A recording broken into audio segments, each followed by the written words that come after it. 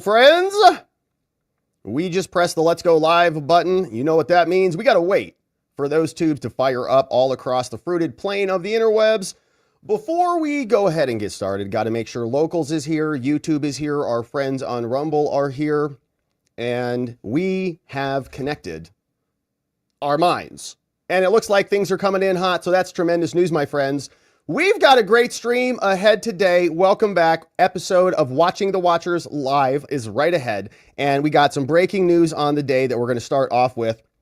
Christopher Wray resigns. Woo! And we're excited about this. Been waiting for this. So long, Christopher Wray. No more FBI airplane for you there, buddy boy. And we'll go through it because Fox News broke it. And then the FBI posted an actual excerpt from Chris. We'll listen to that. And then President Trump responded to this already. And you know what this means? If Christopher Wray is gone, that means KASH PATEL has the seat ripe for the taking. And so we'll see what the president said about all of that. Before we go over to the Alvin Bragg case, because we've got a massive filing here.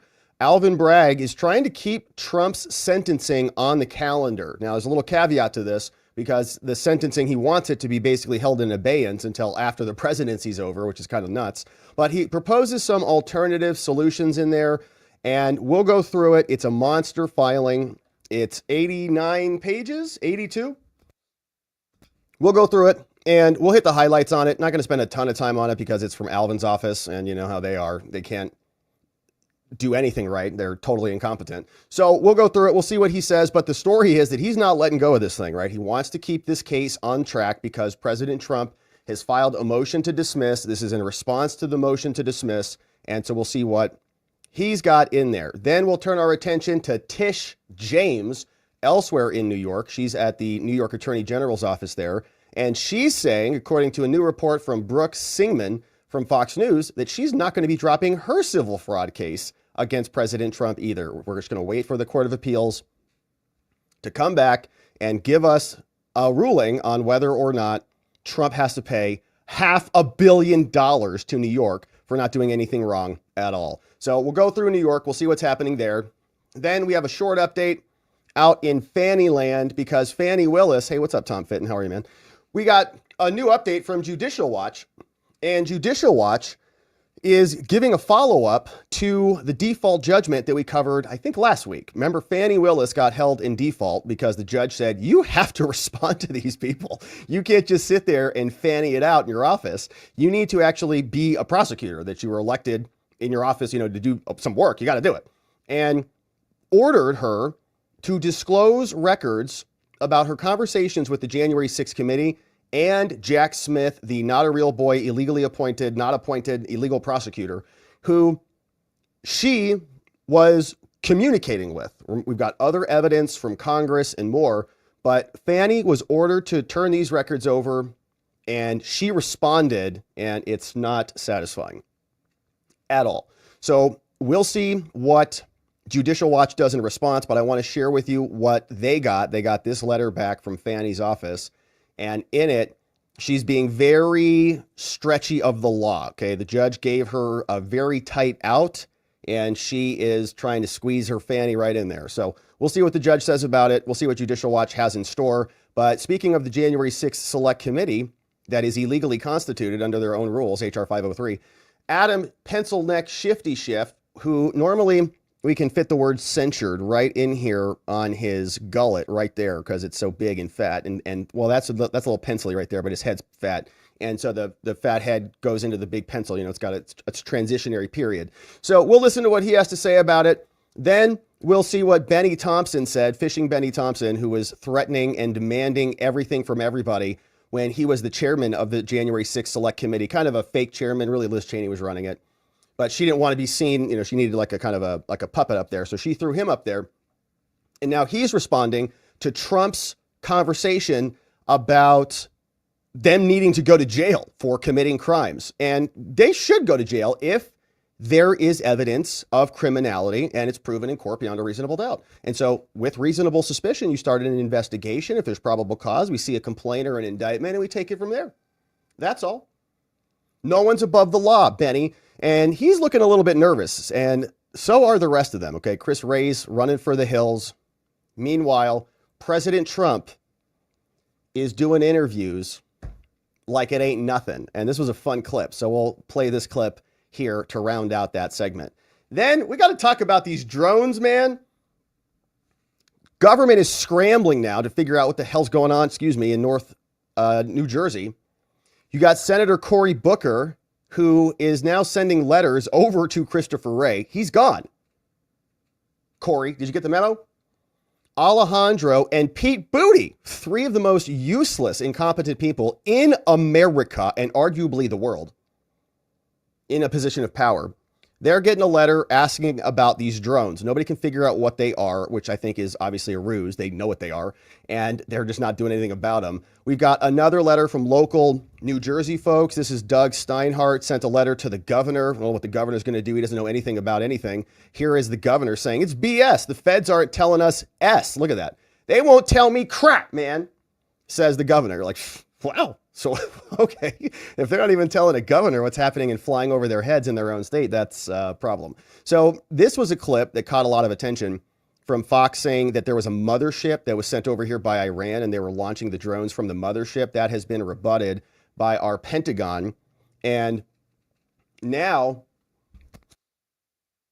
we've got other people like Sheriff Golden and others who are going to be investigating this and updating us as well. So we'll go through all of that. We'll see what the FBI had to say about it, but the U.S. Military Research Center says it ain't us. And if it's not the Iranians, then who is it? Is it another Chinese operation that they'll just let balloons fly over our head and scan our bases? Who knows? So we'll talk about it and how largely incompetent our government is. And all of that is coming up very, very soon. But before we get into any of that, you know what we got to do, don't you? We've got to become healthier people who are more prepared. One way we can do that is with our friends from the Wellness Company. Now, big changes are on the horizon. RFK Jr. taking over the CDC, the NIH, the FDA, all of it is getting ready for a shakeup. Now, RFK Jr. even posted, he said, the war on public health is about to end, calling out their suppression of treatments that you might get that you need. Now, the Wellness Company's already on top of this. They've got this emergency kit you see on your screen packed with these medications. They cut through the red tape and they make it very simple so that if you get sick in an emergency and you need medication, you've got it. You can be prepared for over 30 illnesses from our friends at the Wellness Company. It's very simple to order your kit. It takes 1 to 2 weeks. You just fill out a digital intake form and you'll have an emergency kit delivered to your door. So no more sick inconveniences during the holidays. Order your kit. Head over to twc.health/Robert. That's twc.health/Robert. Links in the description below. You'll save $30 off. You'll get free shipping, and it's for U.S. residents only. And so get prepared, my friends, with our friends at the Wellness Company. And thanks to the Wellness Company for sponsoring today's episode. Now, let's get into the business on the day. And I wanted to queue up one additional link here, which has now been accomplished and done. And so here's the big news on the day, and it starts from the FBI. Christopher Wray is now going bye-bye. He's announced his resignation, making the way for President Trump to nominate and hopefully confirm KASH Patel. Fox News broke the story. I do have the reaction from Chris Wray and President Trump. But here is how we learned about it today. Well, John, when it was breaking. Christopher Wray, the FBI director, is making this announcement right now in an all-staff town hall with thousands of FBI employees across the country. He says now is his time to go. As you mentioned, he has a 10-year term. All FBI directors do. He was 7 years into his 10-year term, and realistically, he had two options.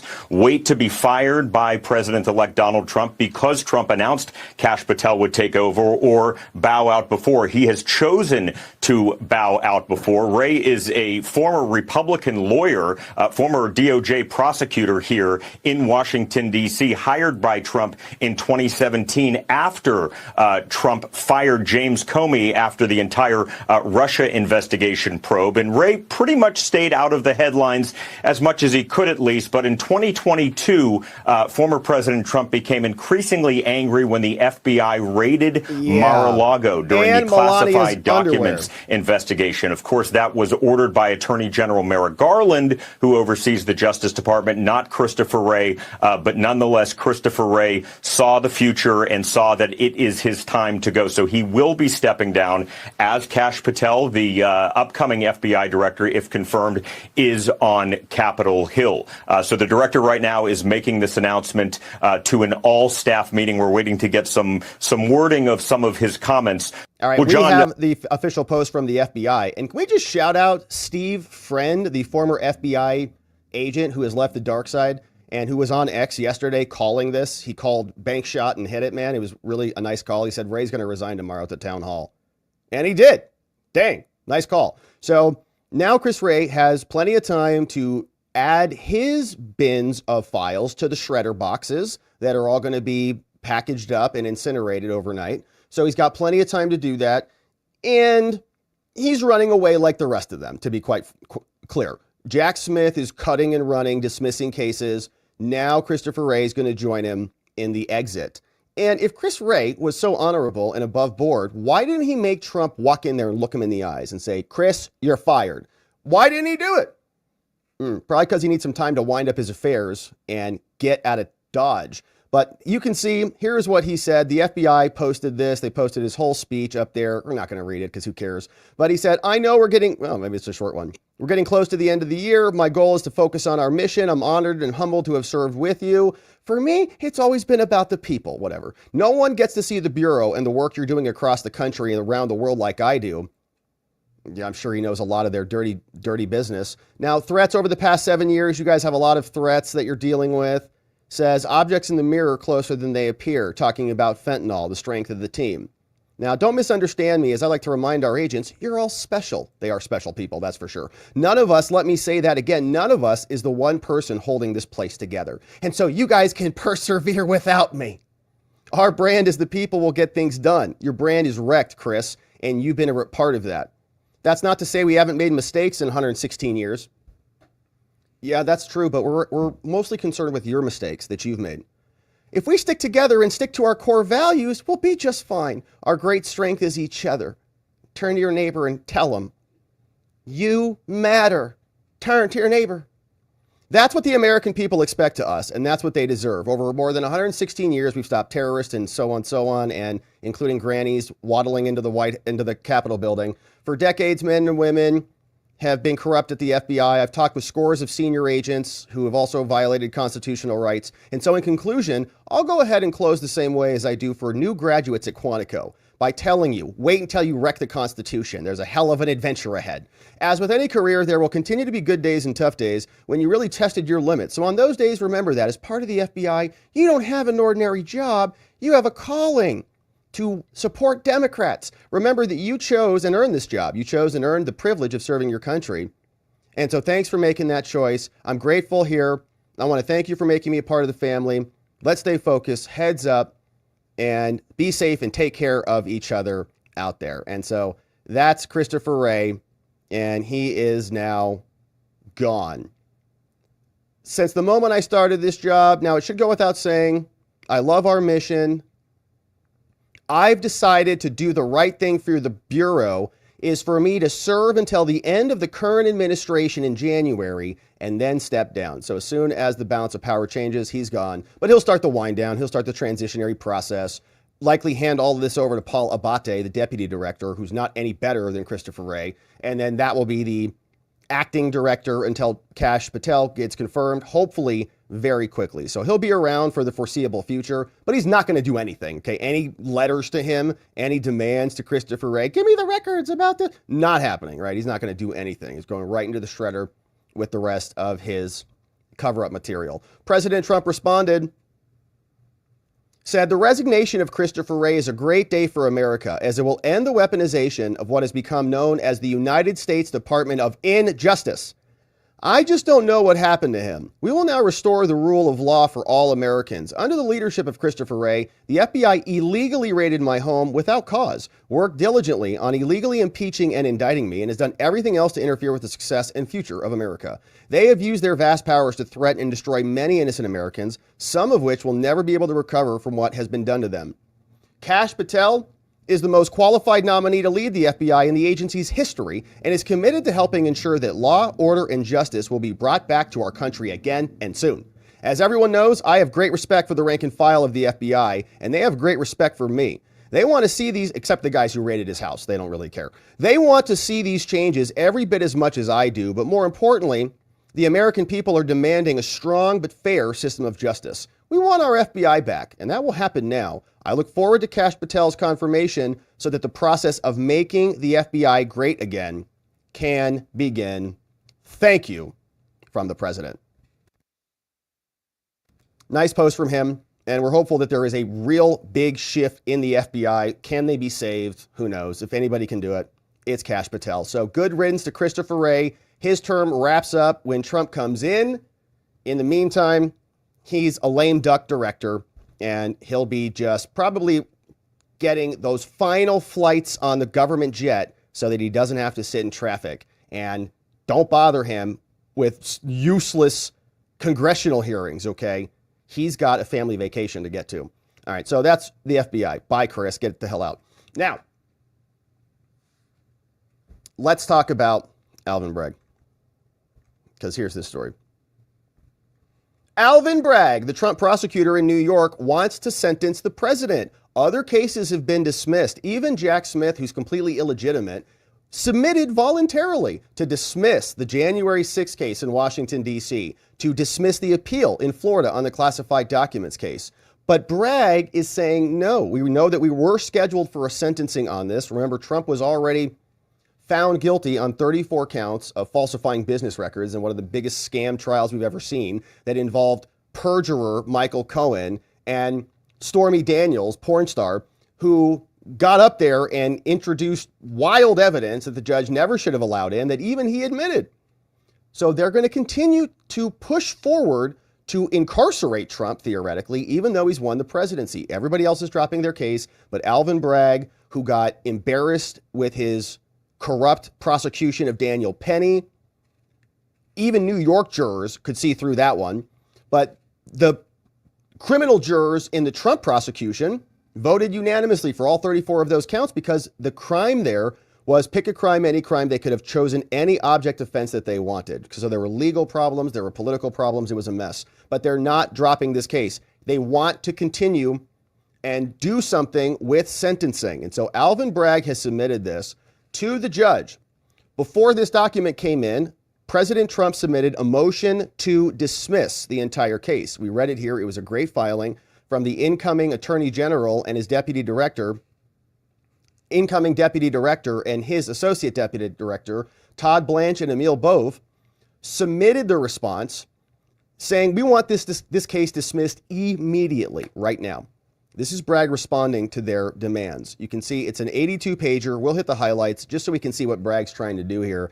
He says, this court should reject Trump's motion to immediately dismiss this indictment and to vacate the jury's guilty verdict based on the outcome of the election. There are no grounds for that relief now. And prior to Trump's inauguration, because he doesn't have immunity right now. And even after the inauguration, Trump's temporary immunity as the sitting president does not justify discarding the jury. Okay, so the immunity is temporary, meaning soon as he goes into the White House, it force field shields up.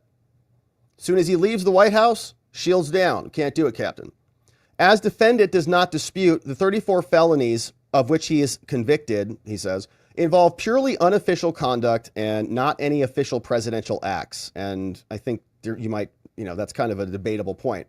Now, at most, Trump should receive temporary accommodations during his presidency to prevent this criminal case from meaningfully interfering with his presidency.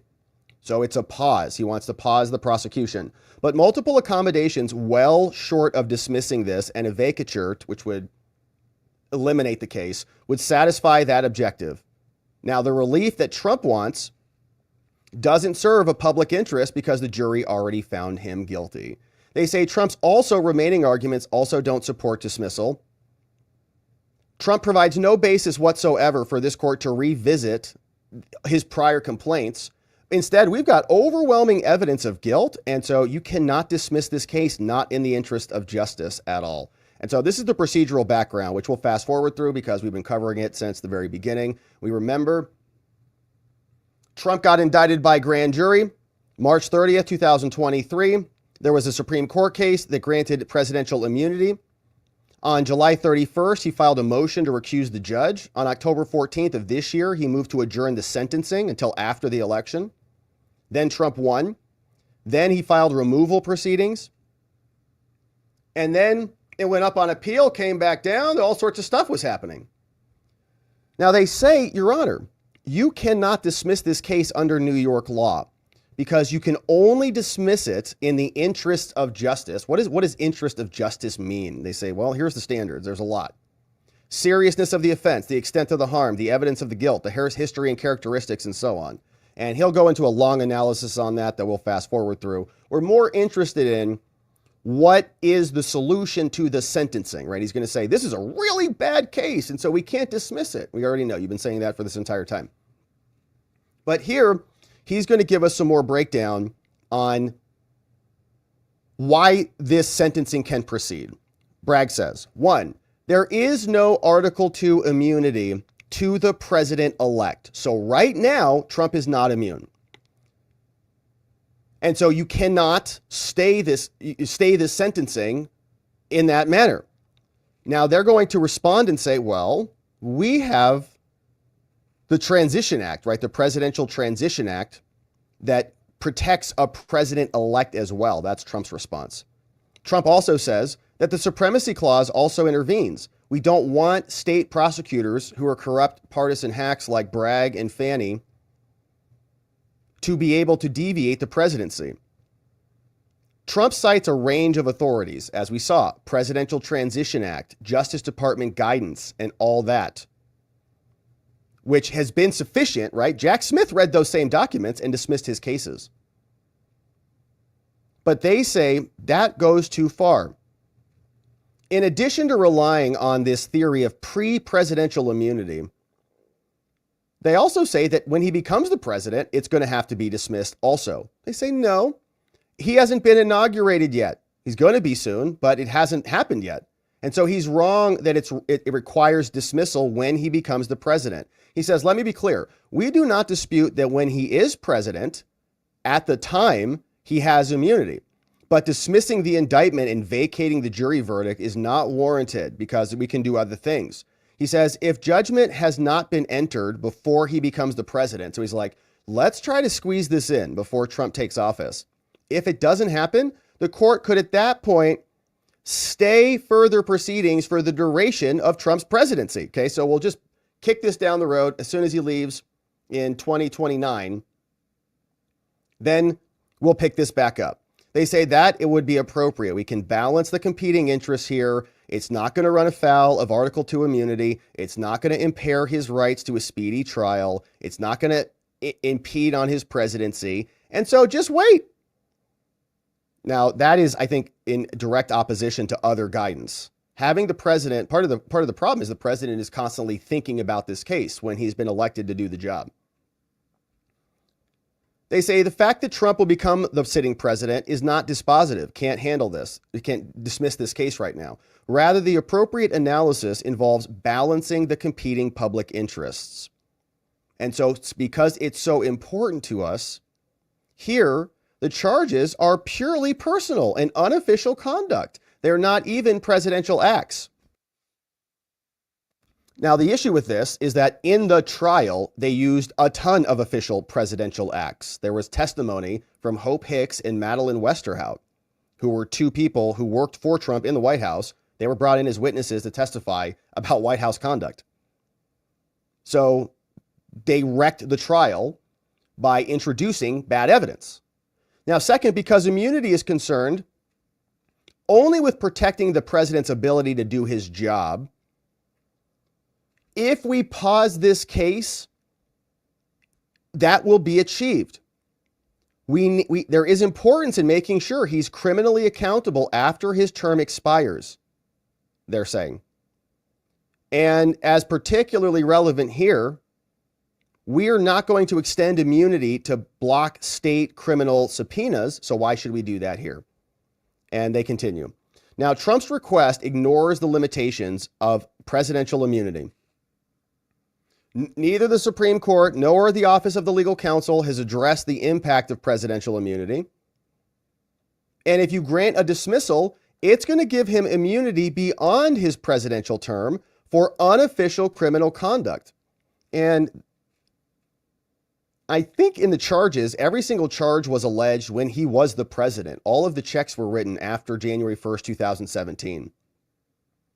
So I'll be curious to see what Todd and Emil Bove say in response to this, because I don't think that is their official position. Dismissal and vacature would effectively extend the defendant's period to before his presidency.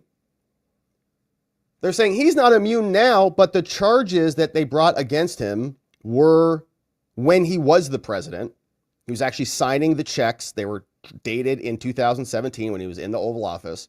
They're saying that was excluded. But we never came to a determination whether certain conduct that was brought in as evidence, what bucket it fell into. Remember, the Supreme Court gave us the three buckets: absolutely immune, presumptively immune, and not immune. Bragg is saying we know that they're in the not immune bucket. We know that. We don't, because that was never determined, right? Judge Chutkan paused her case and it went up to the Supreme Court, came back down, and then we were going through that process until Jack Smith dismissed it. We were then going to take all the evidence, put it into the buckets, and argue about it. We never did that here.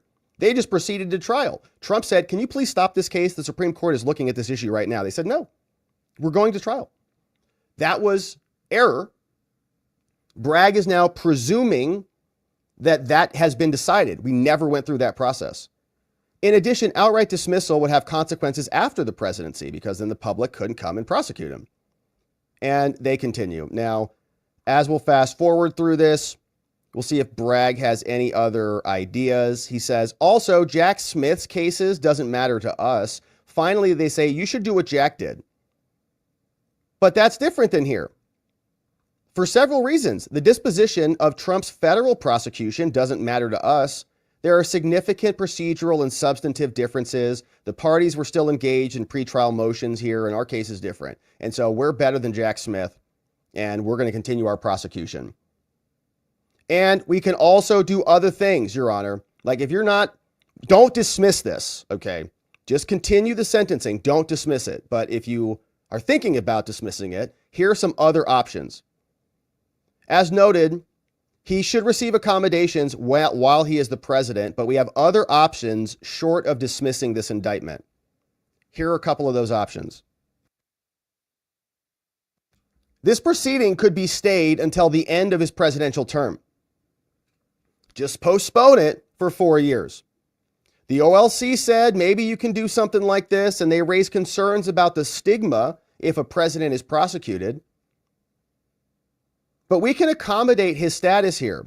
We can say there will be no new criminal obligations, okay? He already knows about these. These are all fully litigated. This case is mostly done. There will be no new criminal obligations, so he's just going to have the current ones.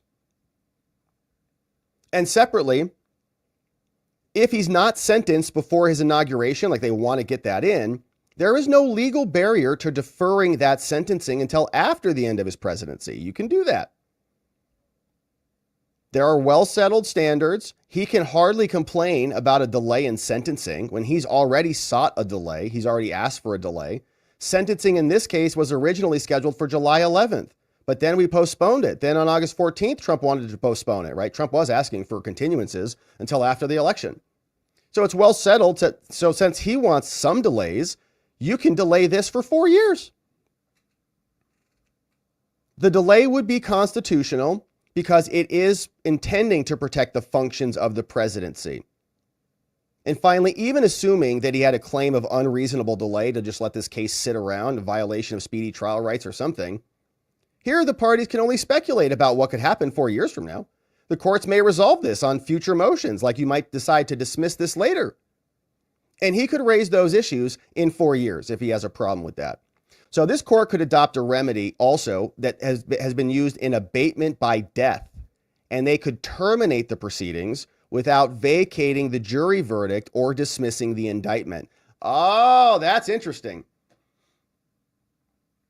Okay, so this is like a reversal of the Hunter Biden case. Remember, in the Hunter Biden case, Hunter Biden wanted his case dismissed, gone. The prosecutor wanted the case terminated. In this case, the prosecutor wants this case terminated, and again, Trump wants this dismissed. So it's basically the same parallel. Trump is saying it should be dismissed based on immunity and other things. They're just saying, how about we just terminate it, almost like a pardon would terminate a case. So there is no sentencing. There would be no sentence. He's not going to jail or anything. But the case would just be terminated with a guilty verdict on those 34 counts. And then, of course, they would say that he's been found guilty and he's been convicted. And we would still argue, even though I do believe New York law says differently. I think Joe Neerman posted a tweet about this, good logic, shout out, that in New York, he found some case law that says there is a finding, a conviction at the time of the verdict, not at the time of sentencing. And that might be fine. New York can label themselves whatever they want. We know they do that anyways. They can label it a sentencing. They can label it a conviction. I don't really care. If Trump is voting in Florida and voting for the presidency, then that so-called conviction that New York labeled themselves conveniently doesn't have any full faith and credit in another state. So in my opinion, it doesn't matter. So they can call themselves whatever they want, call it a sentencing or call it a conviction, that's fine. But if Trump is still voting in Florida after he has been convicted so-called in New York, well, it's a name without a meaning. It carries no weight. So for the purposes of New York, they can call it a conviction. But if Trump is voting and having firearms and all of that stuff, it's really, it's without any consequence. So whatever, call it whatever you want. But my point here is that they are saying that Trump should just be, it's done. Okay. We're just going to end it. We're not actually going to do sentencing. We're just going to call it quits here. And then they'll say Trump's been convicted. And this case, I think, will kind of remain in that status, right? Trump will not actually be a convicted felon for all intents and purposes, for all practical purposes. So even if this court were to believe that the pendency of this were somehow inconsistent, and this could be curious, right? Like the judge might do that. Like this actually could be a possibility. This is kind of the judge is looking for an out. And if he can say Trump is done and not dismiss the case, right? Trump has a finding of guilt and not dismiss this case. This might be how he does it. Even if this court were to believe that the mere pendency of this criminal proceeding were somehow inconsistent, a dismissal and a vacatur is not warranted. Under abatement, courts have considered an analogous question of what to do when someone dies. In New York, they allow us to do this. The judgment of conviction is vacated and the indictment is dismissed on the ground that the defendant's death makes any further appeal impossible. Now, that was the rule. Your case is gone. Your case is dismissed. You're done because you're dead. A large majority of states no longer, and that actually happens, right? You go to the judge, hey, Your Honor, here's the situation. Okay, bring me the death certificate and you're done. To the prosecutor. Such a rule and instead have adopted a less disruptive remedies to better respect the public interest. So the court could do an alternative to this in place of this. So the judge would have to kind of get crafty here. Specifically under the Alabama rule, when a defendant dies after he's found guilty, but before the conviction becomes the final through the appellate process, the court places in the record of the case, and that's interesting because now Bragg is saying, is this before the conviction? Is that what he's implying? Like, is this case analogous to Trump's case because there's not a conviction here? To the effect that the conviction removed the presumption of innocence, but was neither affirmed nor reversed on appeal because he died. In this way, the Alabama rule abates the criminal proceedings, doesn't vacate the underlying conviction or dismiss the indictment. So the case stays on the record. The verdict is on the record. Now, as applied here, this court could similarly terminate the criminal proceeding by just placing a notation in the record that the jury verdict removed the presumption of innocence. Okay, that's what they want. That the defendant was never sentenced and that his conviction was neither affirmed nor reversed on appeal because of presidential immunity. So they want kind of a pseudo conviction, like it's an asterisk conviction, right? Well, he's not presumed innocent anymore because there is a verdict. He was never sentenced, and it's almost like a pardon, right? Like Hunter, his case is not dismissed because it's terminated due to a pardon. This is not dismissed. It's terminated due to presidential immunity. Same argument. It makes sense to borrow from the manner in which the courts address abatement because of defendants' arguments. They parallel this in New York. Now, I don't know if they can do that in New York, right? We were talking in the other cases with Hunter and these motions. Those were federal cases. This is a state case. So, for example, they say the court argues that the court cannot subject him to further criminal proceedings during his term in office, and he's transitioning now, and that is a punishment. So Trump also argues that in the instant case, he cannot be brought to its conclusion because his appeals will not be resolved. And you don't get to just terminate your presumption of innocence. Okay, Hunter Biden accepted the pardon. So he was, I guess you could say he was happy with that outcome. Although Trump is accepting the immunity, so Trump is happy with that outcome. Because his appeals will not be resolved.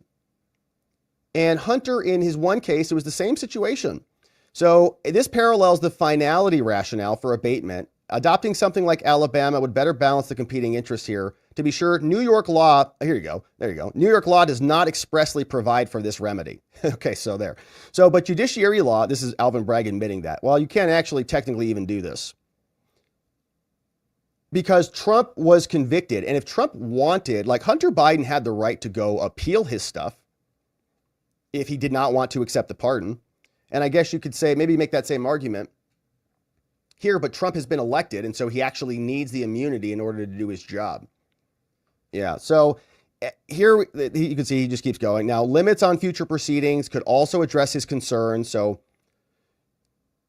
you could say if he's going to be worried about this while he's in office, the court could also address those concerns by saying in the future, if we are going to sentence you, you could say that his conduct during his presidency will not play a part in his sentencing, right? So Judge Merchan is not going to be mad at Trump for what he did. And then his future sentencing is not going to be impacted by that. Obviously, that is insane, right? Now Judge Merchan could have commentary on Trump's entire presidency and sentence him to jail. Here, a decision by this court to disregard his conduct would diminish or eliminate any prospects that a future sentencing hearing would impact his official decisions. Yeah, right. Merchan is one of the most biased judges I think we've seen on this channel because of his daughter was literally making money off of his coverage of the case. They say also, how about we just tell Trump we won't put you in jail, right? Limit the possibility that he will face jail. He's got no prior criminal convictions. This is a Class E felony. And so you're not required to put him in jail. And so if we agree that you will not put him in jail, then you can go ahead and sentence him, right? Don't discard the jury verdict altogether. Now, this is interesting, right? So he says New York law does not allow this remedy because the pardon power is a very broad power. And Trump has due process rights in not having a conviction stand. So it's like you're trying to make him choose between his appellate rights and his presidency rights. So the judge cannot do this, but it's like the perfect out for him, to be honest. I wonder if he's going to try to finagle that in. So the rest of the filing is Alvin Bragg going through those factors that we looked at the beginning, and he explains why Trump's terrible. So we're not going to reread all that. We already covered the case. We know his case is garbage. His big key witnesses are Stormy Daniels and Michael Cohen, two liars, in my opinion. So here is the filing, my friends. We'll see what Todd Blanche says in response to this, along with Emil Bove. They should have a reply to this coming in hot. We'll get it when it comes in, and we'll see what Judge Merchan does. It is a nice fit for him. It's like a pseudo pardon power, an option for him to terminate the case so that Trump is smeared with the so-called conviction, but then simultaneously is not under the pressure to sentence him because he really can't sentence him. For Trump's team, the better outcome is a dismissal. And we're hopeful that they come back and fight hard for that. I'm sure they will. We'll be here to continue to cover it, my friends. Thanks for subscribing and joining as we do. All right, now. Oh, yeah, Tish James. Speaking of this, speaking of New York, I forgot. Tish James also is not going to be dropping the case against President Trump. Trump demanded they drop the case against him, but very short update from Fox News saying that James's office has responded to this, arguing that presidents do not have immunity from civil litigation arising from unofficial conduct. It's the same thing. and said lawsuits may proceed while the president is in office. And I think she's saying lawsuits against the Trump org, right? Not against Trump. Because we have the Nixon case that says, yeah, that's not right. James's office also argued that the final judgment does not impact any conduct Trump may undertake as president. And so his inauguration is irrelevant to this. And so we're moving forward with the other defendants found liable. They're also now waiting for a decision on Trump's appeal, and we'll see what the Court of Appeals says there in New York. So Tish and Bragg, two peas in a pod in New York, not stopping against the president because this is what their entire career is about. They ran to prosecute Trump. They have to keep their promises to their constituents because for some reason in New York, this is what matters to them. Not crime and problems with their state government, but the fact that Trump is not being prosecuted to their satisfaction. So Bragg and Tish continue on. We'll be here covering it. All right, my friends. Now, let's do a quick update on Fani Willis. And then we got some clips on this because this was another big story that we've been following here. And here it is from Judicial Watch. Fani Willis refusing to deliver evidence that we know she has. Judicial Watch won a default judgment against Fani Willis. They submitted a records request. We know from Congress that Fani Willis had communications with the January 6th committee and suspected communications with Jack Smith. And Judicial Watch and Congress want those emails, want those records. They filed a records request. Fani Willis said, I'm not giving you anything, and ignored them. And the judge said, you're in default. You have 5 business days to give us the records or else. Well, Fani Willis responded, and we're not happy with what she has said. So here's some background from Judicial Watch, and make sure you're following them on X and elsewhere because they're bringing us good work. They say Judicial Watch announced today that Fani Willis is refusing to release any non-public documents in response to a court order that we read through here, finding her in default. Late yesterday evening, Willis's Open Records Department denied any records about Jack Smith existed and cited a series of legal exemptions to justify the withholding of the communications from the January 6th committee. The Willis office did release one already public letter, which was the J6 letter to Bennie Thompson, who we'll hear from in a minute. The March 2024 lawsuit that Judicial Watch was suing for records, in its lawsuit, they said that Willis said that she does not have any records, but we know that's false because Jim Jordan has a copy of the record from Fani to Bennie Thompson.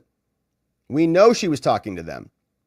So then they filed and asked the court to declare a default judgment because Fani was not responding. She had not filed an answer to their lawsuit. The court's default judgment says the court finds Fani in default. Fani never moved to open default on any basis, never paid costs, never offered up a meritorious defense, and ordered her to conduct a review and send the materials within 5 days. Now, guess what Fani did? Here's her response. She says, all right, Judicial Watch, Tom Fitton. This is Fani's office speaking. Members of the district attorney's staff, having conducted a search as directed by the court, the office provides the following response to Judicial Watch's request. Regarding your request for, quote, all documents and communications sent to, receive from, or relating to special counsel illegal Jack Smith or any employees in his office, a diligent search indicates that no documents or communications exist. We don't have any. We looked for them. We don't have anything. So she just says, we looked, we don't have them. Here's my response. We don't have anything. Next up, regarding your request for all documents and communications sent to or received from the J6 committee or any of its employees, they say, we conducted a diligent search, and it indicates that any such documents and communications are legally exempted or accepted from disclosure under Georgia law.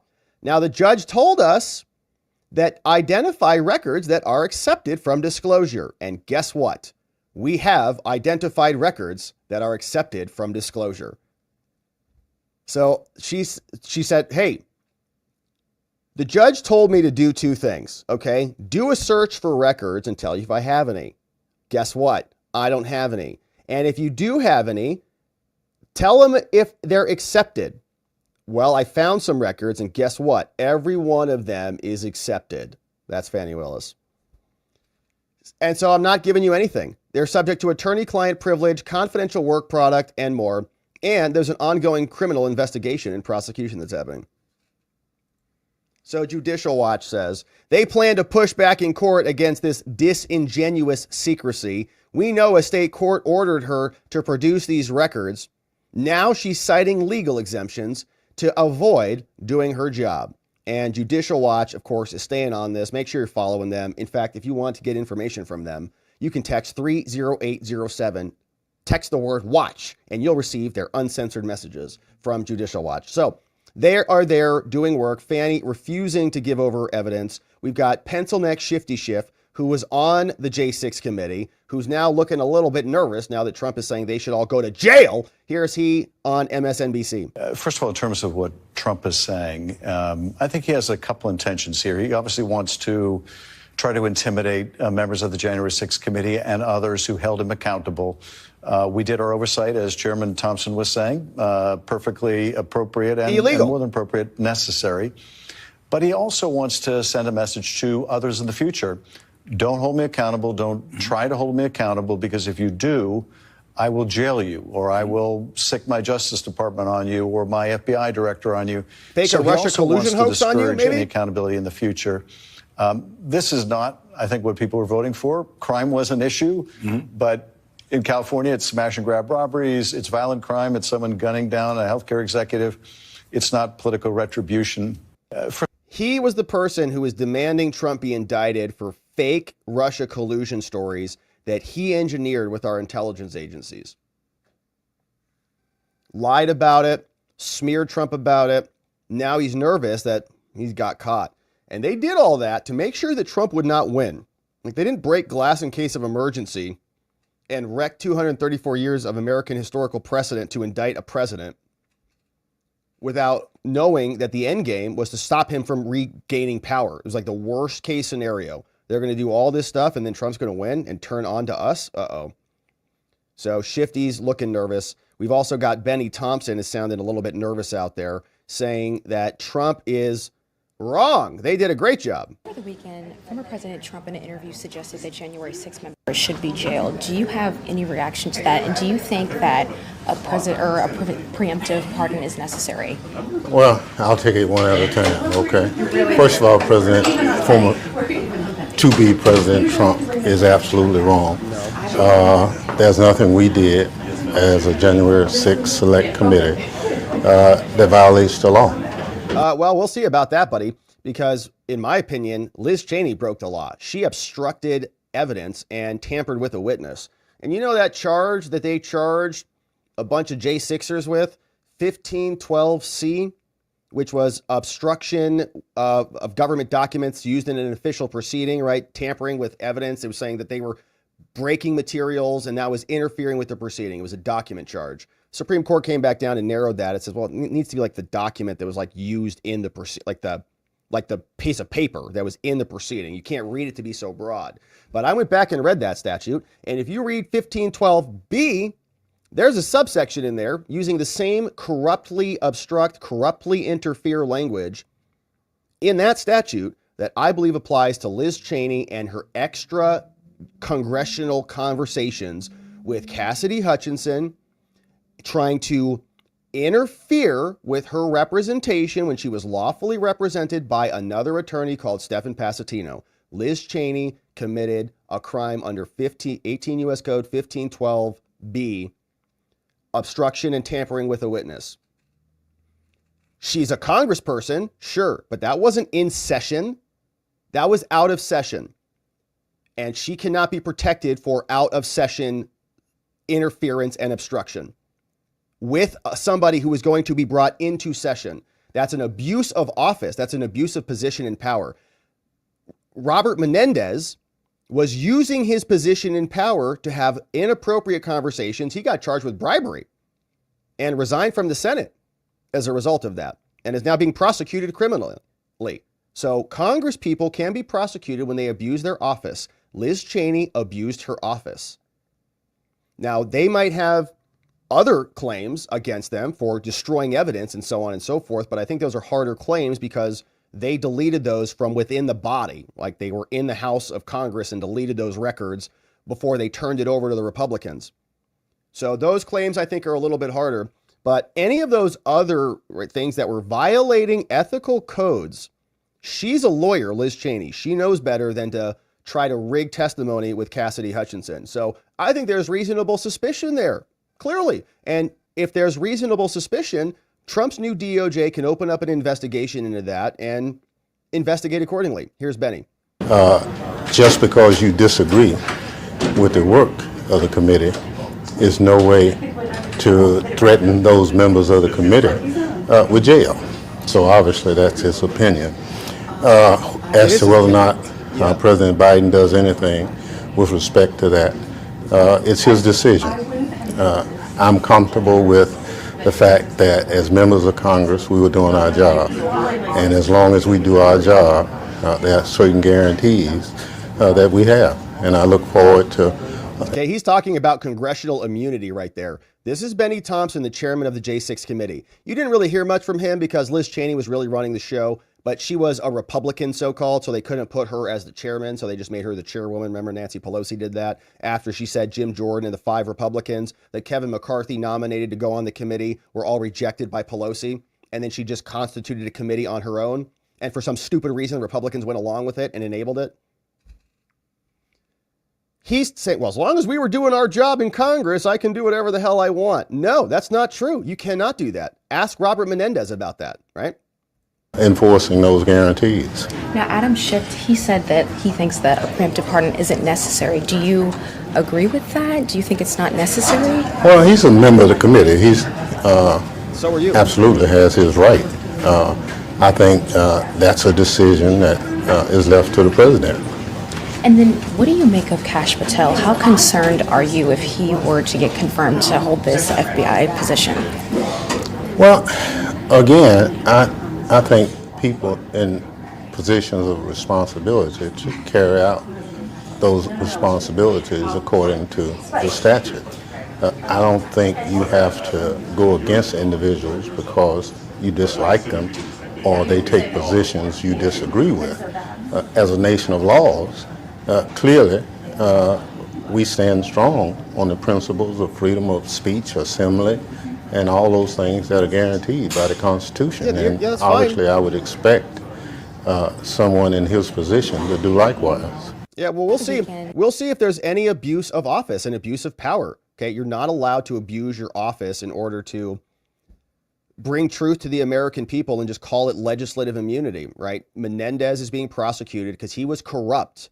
Liz Cheney was acting with corrupt intent, just like the statute articulates. And so she should be prosecuted. And if there's more evidence on this, once they start looking into those deleted transcripts, maybe the House will then re-interview all the people who had their transcripts deleted, re-interview them, see what they had to say about it. And then we can corroborate their testimony against the other testimony and see where the other holes are. And they can do a second round of interviews and ask, were you threatened? Was anybody, trying to put pressure on you? Was anybody maybe going to take something away or warning you that you're not going to be a judge like Jay Bratt did with Stanley Woodward, Trump's body man's attorney, Walt Nauda's attorney, threatening his attorney? Why doesn't your client turn and help us incriminate President Trump? Maybe you'll be a judge, Stanley. Was there any of that going on at the January 6th committee? We already have the text messages from Stephen Passatino and Cassidy Hutchinson. We know that Cassidy Hutchinson, in our opinion, is a liar because other testimony from other Secret Service agents who were actually there didn't corroborate anything that she said. And Liz Cheney ripped her away from her counsel, and we want to know more about that. So Cheney and Thompson and Shifty all looking a little bit nervous out there, but I came across this great clip from President Trump, who's not looking nervous at all. He's still paying attention to the fine details. And I absolutely love this clip for some reason. I just think it is an insight into the man and his attention to detail. And he's right. What's so great about this whole process is he's right. Watch what he does with this table and this water right here on the screen. I don't think you want to have the water in the picture, right? You can take it over. Watch. Yeah, put it over there, Nick. Yeah, I might as well take the table. Oh, good, very good, thank you. You know what you can do, Nick? Put the table back, because it's missing something. Put the table back and put the water on the table without the thing on top of it.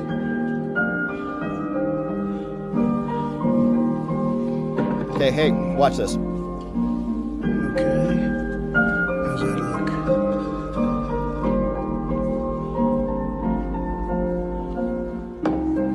Go ahead, take it out. Yeah. Right? Nailed it! Nailed it. Right? It's so great. It's so great, man. That is just a fun clip. I think he's right. It looks better. And he's paying attention to details, even in this little scene. It's just such an interesting thing. And this is why this country is going to be made great again, all right? We're going to go in there. And just like this little scene, Trump is going to go through with a fine-tooth comb, with pencil neck Shifty, and with fishing Bennie Thompson. And they better be careful, boy, because he is not playing around. He's got an eye to detail, and they're in trouble. All right, so I'm excited about that. Now, let's talk about these drones, shall we? And then we're going to hear from you and see what you have to say about this. That was a good clip. Wasn't it fun? I like that, man. You can just see, like, just everything. Anyways, it's interesting. Yeah, no coaster on that, though. But if you're a billionaire, you just get a new table, and just get rid of that. All right, no coaster on there. And it wasn't really condensing in there, was it? Maybe they have a dehumidifier in there. I don't know. Anyways, all right, so good stuff. All right, fun stuff. All right, now, drones. Our federal government is being invaded by drones, happening in New Jersey. They don't know what the hell's going on. Senator Cory Booker is trying to coordinate a response with these very intelligent people. So you can be rest assured that they're going to get to the bottom of this. Who's working on it? Pete Buttigieg, Department of Transportation. I guess the drones do transport themselves.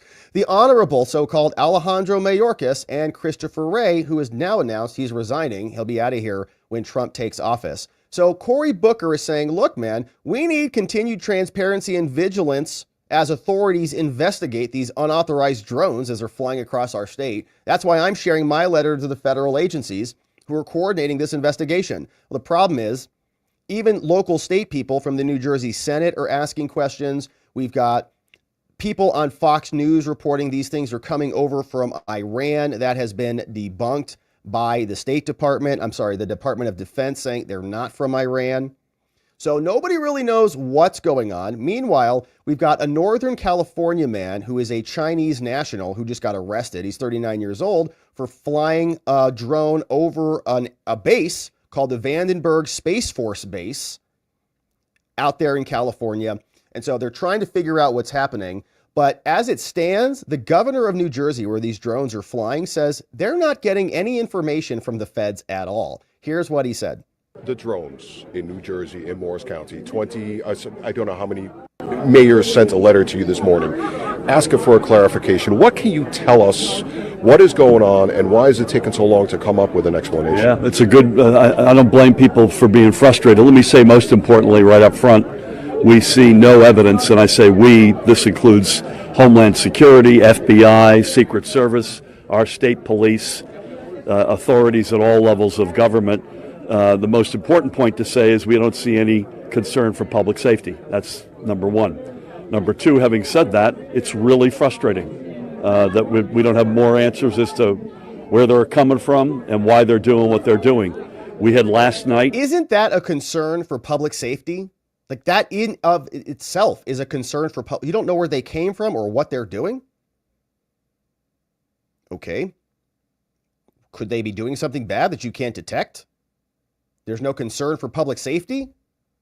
They dropping an aerosolized virus through the air? What are they doing? 49 sightings. I think 20 of them were over Hunterdon. Now, those include, I think I saw one mistaken a fixed-wing aircraft, a plane, a small Piper Cub, for instance, for a drone, or you saw one and that counts, and then I saw the same one and that counts. So we think these are overstated, but it's a non-zero number. I was on with the White House and Homeland Security leadership literally at the very top yesterday for pretty much all day. I'm hoping we'll get answers sooner than later. I would just ask folks to continue to let the FBI or their local law enforcement know when they see something, and we'll continue to do everything we can with our federal partners to get clearer answers. Why is it so hard to get answers? These are apparently as I understand it, very sophisticated. The minute you get eyes on them, they go dark.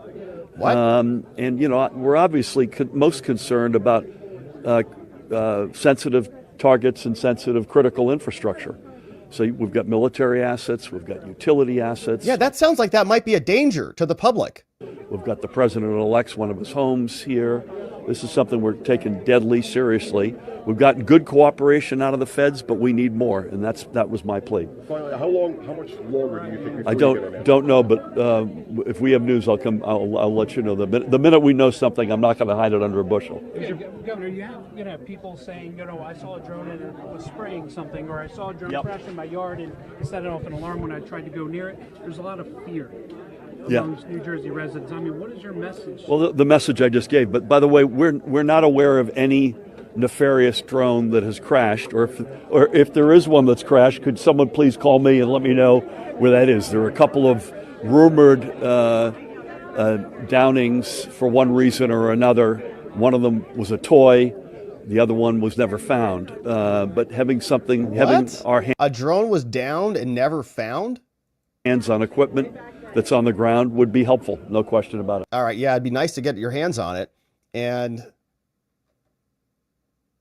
let's continue on. That was a strange statement. So as soon as you get eyes on them, they go dark. Now, this was what Fox News was reporting. They said that through Congressman Jeff Van Drew, that Iran launched a mothership about a month ago that now contains these drones. And the mothership is off the East Coast. Now, the DOD came out and said, no, this is not actually accurate. And they don't know what it is, but I guess it's not from Iran. Well, here's the real deal, Harris. I'm also on the Transportation Committee, on the Aviation Subcommittee, and I've gotten to know people. And from very high sources, very qualified sources, very responsible sources, I'm going to tell you the real deal. Iran launched a mothership probably about a month ago that contains these drones. That mothership is off, I'm going to tell you the deal. It's off the East Coast of the United States of America. They've launched drones, is everything that we can see or hear. And again, these are from high sources. I don't say this lightly. Now, we know there was a probability it could have been our own government. We know it's not our own government because they would have let us know. It could have been some really glorified hobbyists that were doing something unbelievable. They don't have the technology. But let's pretend that's possible. The third possibility was somebody, an adversarial country, doing this. Know that Iran made a deal with China to purchase drones, motherships, and technology in order to go forward. The sources I have are good. They can't reveal who they are because they are speaking to me in confidentiality. These drones should be shot down. Whether it was some crazy hobbyist that we can't imagine, or whether it is Iran, and I think it very possibly could be, they should be shot down. We are not getting the full deal, and the military is on alert with this. Look, you've given us some pretty dire information just here, and I want to make sure that our viewers are digesting this. Iran has the capability to pull up along our eastern seaboard and launch drones the size of an SUV into the skies of several states, particularly New Jersey, where we know the incoming president has a large home, also in the same county or nearby where some of these drones in New Jersey have been seen. That's a great question. That's exactly what I was thinking. What? Iran can do that? They can fly a whole drone ship over here and launch multiple SUV-sized vehicles just flying around, and we're, again, just not blowing it out of the sky immediately. Like, that is, in and of itself, a national security threat. You don't know what's on them. It's the same balloon situation that we let fly all over ourselves. Why are they not blasting these out of the sky before they even come, nearby? I know last time they said if they blasted them out of the sky, all the materials would come and land on people's heads. And it's Iran. Now, look, man, there are a lot anytime somebody comes out and says Iran is doing something like this, I'm like, oh, really? Okay. So what should we do? Go invade them now? Is that your solution? Yes, that was always the answer. Time to go invade Iran. Okay. How about no? But is it more likely our own government, or is Iran the proxy for the Chinese again? They already flew the drones over. We did nothing until they scanned everything and then we shot it down like a week later. Remember? And then why not fly drones? So like balloons worked. Why don't we send the SUVs over? Send the minivan. Yeah, send the minivan mothership. Who cares? That capability exists. It's possible some of those drones are here. So I have two questions. How are they fueling them? They have to land somewhere. Drones don't fly forever.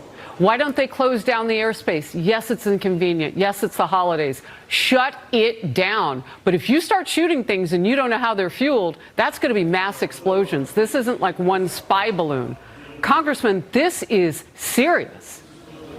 We've got to bring them down, and we've got to find a way to bring them down. I don't know exactly where they're landing. Obviously, I have some information. And again, this isn't just Jeff Van Drew. Oh, let's get on Harris Faulkner's show and say something outrageous. I'm telling you the straight deal from very high positioned individuals who are telling me this. And the bottom line is they're launching them. They are across the country. We don't even have anything like this. No. Our government, and also certainly our hobbyists don't. So think about it. It's not only do I have the information, but it's also common sense. We've got to get them down. We've got to determine how they function, what they do, make sure that we can get them, and you're right, in a safe way.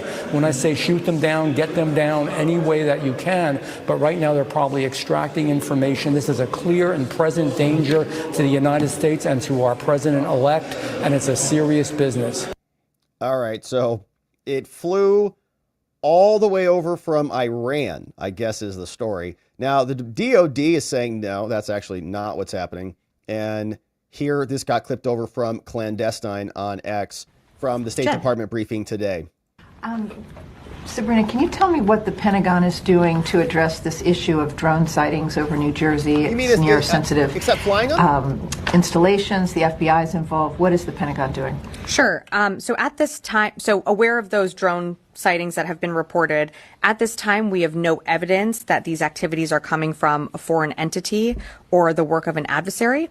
We're going to continue to monitor what is... How many times have we heard that this week?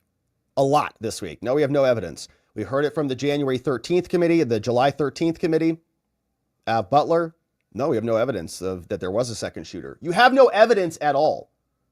It's happening, but, at no point were our installations threatened when this activity was occurring. Can you rule out that these are American drones or U.S. military drones? These are not U.S. military drones. Again, this is being investigated by local law enforcement. What our initial assessment here is that these are not drones or activities coming from a foreign entity or adversary. Representative Jeff Van Drew, who is a Republican from New Jersey, was just on the air saying that Iran launched a mothership probably about a month ago that contains these drones, and that mothership is off the coast of the east coast of the United States. Is there any truth to that? There is not any truth to that. There is no Iranian ship off the coast of the United States, and there's no so-called mothership launching drones towards the United States. Okay. So what was that thing that we saw in the sky? What the heck is happening? If it's not from Iran, how do you know it's not from Iran? And why aren't you telling us how you know that? Because they don't really know much of anything, or the right people know everything, right? If they don't know anything, what are they there for? And she's like, well, local law enforcement are looking into this. Is the Pentagon looking into it? Does Joe Biden know anything about this? Has he been briefed on this? Is he ordering American Air Force pilots to take him out? No, nothing. I cannot wait until President Trump is in there. I know you are there with me, but this would never happen like this. Ever. There's going to be a lot more competence, and we can't wait for it. Now, the U.S. Military Research Center denies that the drones are theirs. Everybody's denying it. And you got to be very careful with those spokespeople because they mince their words. She'll say, no, they're not the U.S. military drones, but it's a U.S. military funded NGO, okay? Or like, no, NIH didn't release COVID. No, we had nothing to do with it. No, you didn't. You just funded EcoHealth Alliance that did it. Okay, great. So So who is the military funding that is launching these things? That's not the U.S. military, but is some other agency that is really behind it. That's not our research center. Okay, who is it? The Military Research Center denies involvement in the mystery drones. Here's another. We don't have a greater scene. sense of urgency here. That's from Sean. We'll skip that. The base commander of a New Jersey Military Research Center said that the mysterious drones are not theirs, but did confirm the sightings. The local media outlet reported that it had 11 confirmed sightings, 7 reports, large drones flying overhead, even going over Trump's golf course and near military research sites had been on the rise. FAA first received reports nearly 2 miles north of the Trump Golf Club. Drones have been seen nightly. Phil Murphy announced there were dozens of other reports. Corrine said on Tuesday that drones flying over New Jersey were not foreign. Said Biden had been made aware of this, and Homeland and the FBI are investigating. So we won't get any answers out of them. When pressed if the federal government had ruled out that the drones are being controlled by foreign entities, Jean-Pierre Corrine said, yeah, you can rule that out. It's not a foreign government threat. Okay, so then it's our own government who's just wagging this around in our faces for whatever reason. Bunch of people sending letters. Here was the one from Cory Booker. He says, look, over the past several weeks, Wray, Mayorkas, and Booty, we had multiple confirmed sightings of unexplained drone activity. These sightings have been confirmed by a lot of people, including prompting the FBI to open up an investigation. On December 4th, Phil Murphy convened a briefing with Homeland and state agencies. The unexplained drone activity in and around New Jersey continues. However, with reports on December 9th of sightings over Naval Weapons Station in Monmouth County. Now, I recognize the need to maintain operational security of ongoing investigations and that this situation requires complex interagency coordination. It's like, does the governor of a state have any attack helicopters, like at all? I'm asking. Or can they just send some dude up there, with some weaponry, just on a news helicopter or something? Like, why can't the governor act to just take this thing out of his state? Just take it out. However, there is a growing sense of the people would be thrilled, by the way. Like, man, that governor would be reelected like for eternity, probably become the president. Well, I was just waiting for the FBI and the FAA to figure this out. So we just sent up one of our people, the National Guard. Yeah, there you go. Thank you for that. Yeah, I should have thought of that. The National Guard. We just sent the National Guard out there just to take it out, right? They've got helicopters and they can take out stuff. Done. Thank you. Thank you for the help and assist on that. Send in the National Guard. Just go take them out. It's my state. If you guys want to jerk us around, all you 3 federal agencies, you're done. I recognize the need to maintain operational security. As such, I urge you to share any relevant information about these drone sightings. Without transparency, I believe that fear, rumors, and fear will continue to spread, which might be the whole point. I also request that Homeland, the FBI, and FAA provide a briefing to New Jersey's municipal and county officials on the current situation to include the federal government's response to date, in accordance with appropriate classification restrictions. Now, it is our shared obligation to make sure our air is safe.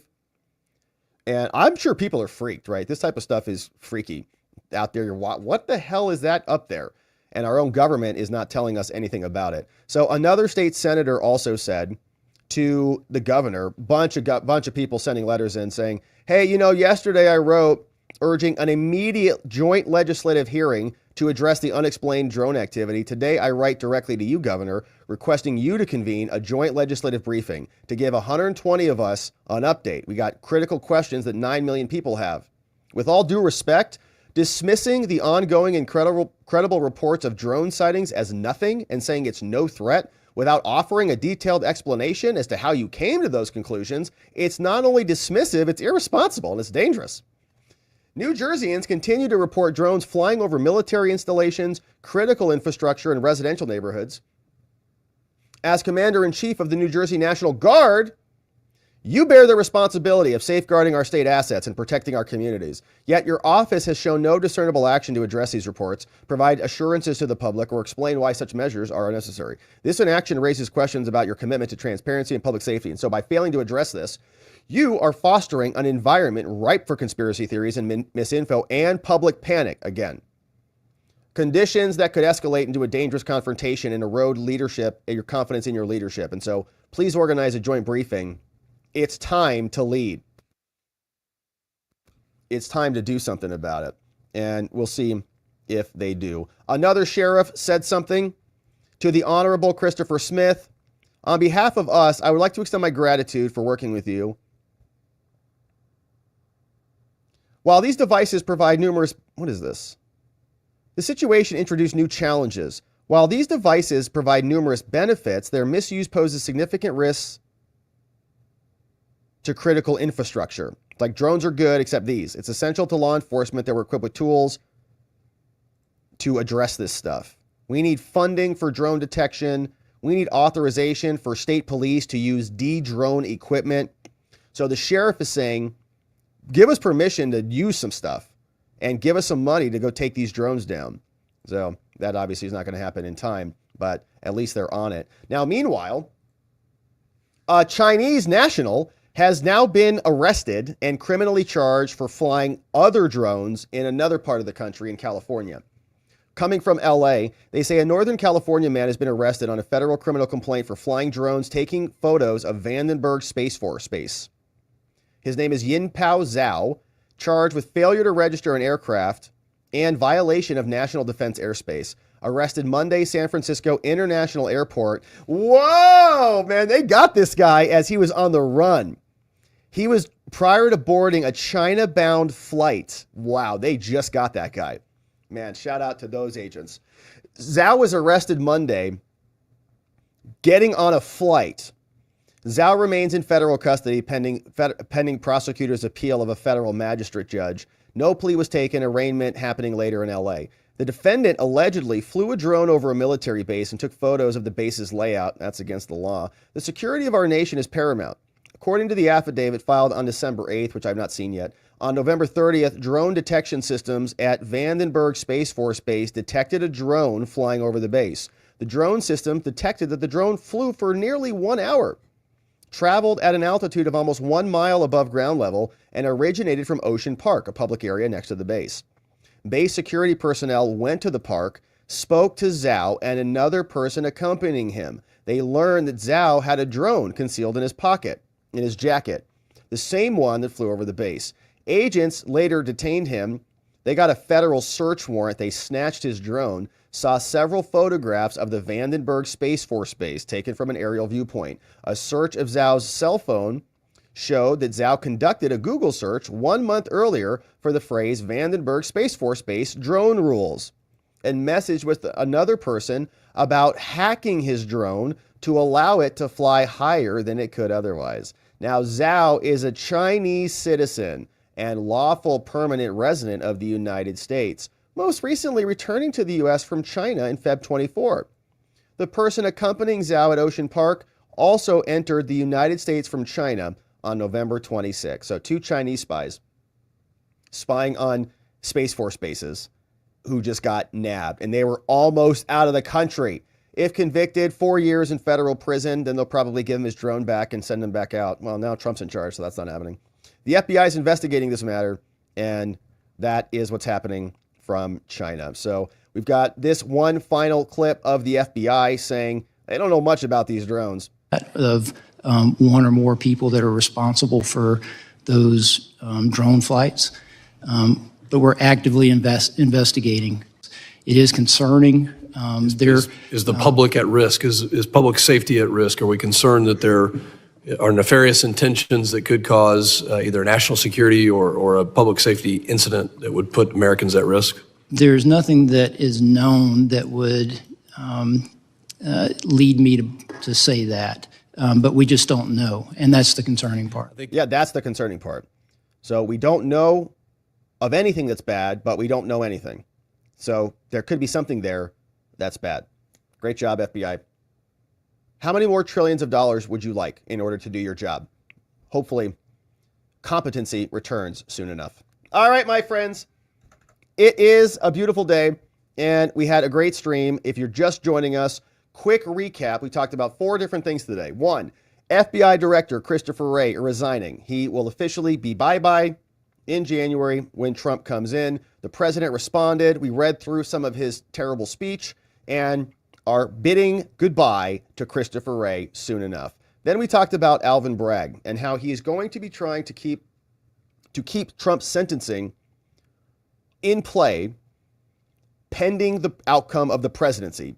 When the presidency ends, Bragg wants the sentencing to come on back, or he wants to sentence him right now before Trump takes office, or he's got some alternatives like just terminating the case rather than dismissing the indictment. And so we read through that. We're excited to see about Todd Blanche's response and go into that more. Meanwhile, Fani Willis is not giving any J6 evidence over to Judicial Watch, despite having a valid court order to get it back. Fani squeezed herself into some very narrow exceptions that the judge handed to her, and so she's not going to be delivering materials. We also had Schiff and Bennie Thompson looking a little bit nervous while Trump is perfectly positioning the water bottle at his interviews. And then we talked about the drone situation and how a bunch of people in the government are scrambling to figure out what's going on, or maybe they know and they like the public being distracted and consumed with some other shiny lights in the sky while they continue to do what they do. So now, my friends, it's time to hear from you.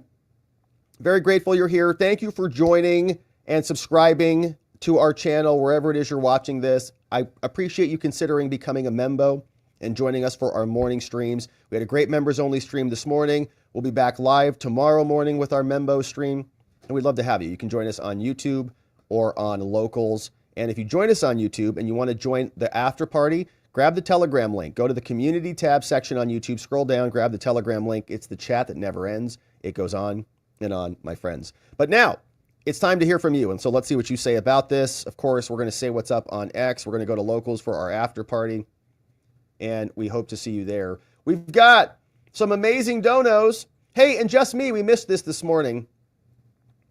Just Me says, hey, Merry Moving Christmas, helping with the cables. Just Me's been supporting our moving fund, and we're very grateful for that because we are wrapping up here our last stream from, well, it's not going to be the last stream here, but the last stream from this studio, which is just a room with some shelves, is going to be on Saturday. And then we're moving up to Prescott. And so we'll still be here. We're going to keep this place for a while because we're coming back down to AmFest. And by the way, we're going to AmFest next week. So we're going to be live streaming. The schedule's going to be different, but Thursday, Friday, Saturday, Sunday, it's going to be an AmFest streaming bonanza next week. And so if you're in Phoenix and you're going to AmFest, I might see you there. Amazing. Thank you, Just Me, for the support. Hey, Spud says, in War of the Worlds book, Martians land in New Jersey. That would be interesting. I'd be curious what they look like, what they're all about. And we got this one from this old guy. Says, I missed this morning Membo session, but I simply cannot let this pass without commenting about how Caitlin Collins' interview. So this morning on our Membo stream, we did a Luigi Mangione update. Caitlin was interviewing his attorney. Caitlin convinced me that Luigi is guilty beyond a shadow of a doubt just from reading the charges. It couldn't be any other way. Come on, guys. She's the dumbest rock in the sack of rocks. Yeah, so we said that same thing.